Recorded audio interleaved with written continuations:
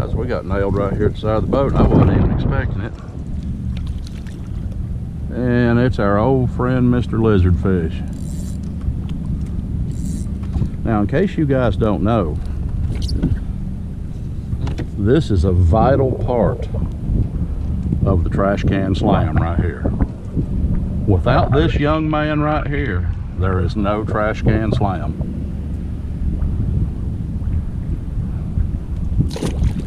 In case y'all didn't know it, I am also the lizardfish king. I probably catch more lizardfish than any human being in Florida. Don't ask me how I do it.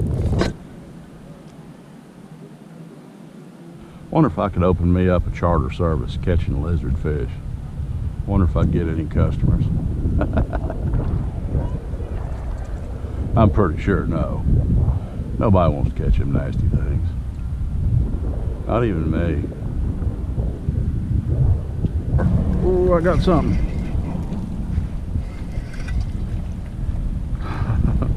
Big old nasty toadfish. Oh, you filthy animal. I thought I was hung up. Alright. Tell you a secret. You get into a place where there's a lot of toadfish, good chance there's a lot of flounder. Toadfish and flounder like the same bottom. They like the same habitat. Okay guys, I want to tell you a story while I'm out here being totally unproductive, not catching anything but stinking lizardfish and toadfish.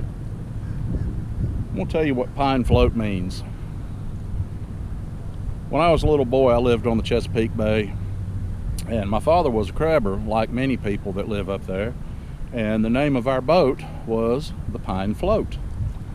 Well, I figured Dad named the boat Pinefloat because it was made out of wood, but that was part of the reason. I asked him one day why he named the boat Pinefloat, and he said, well son, he said it has a double meaning. He said back in my day, now my father was in World War II, so back in his day was a long time ago, but he said, son, back in my day, he said a pine float was a euphemism for a very cheap date. It was when a guy took a girl out and he didn't want to spend any money on her, and the girl would go back talking to her other girlfriends and tell her girlfriends, yeah, the guy, he really wasn't much. He was a pine float. He was a cheap date. He didn't spend any money on me.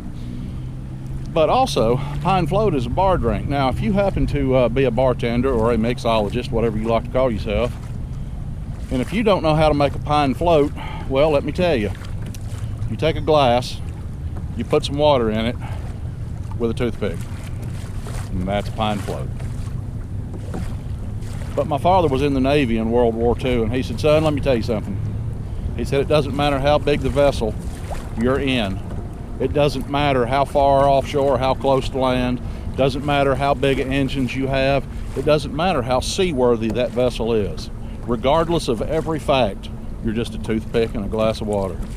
Well, spending a lot of time on the Pine Float when I was a little boy, I couldn't think of any other name to name my YouTube channel than Pine Float Outdoors.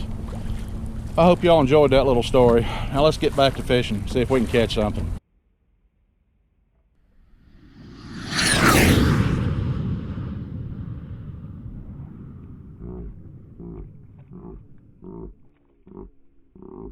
So we're gonna call that one a flying lizardfish. That was like one of them Evel Knievel lizardfish. Oh, I'm glad that was on camera. Oh, that was great. Oh, nasty lizardfish. Boy, he wanted that thing too, man. He choked it. He was not playing.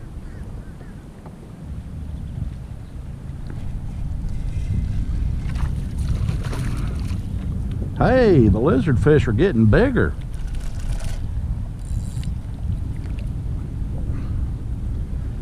That is awesome.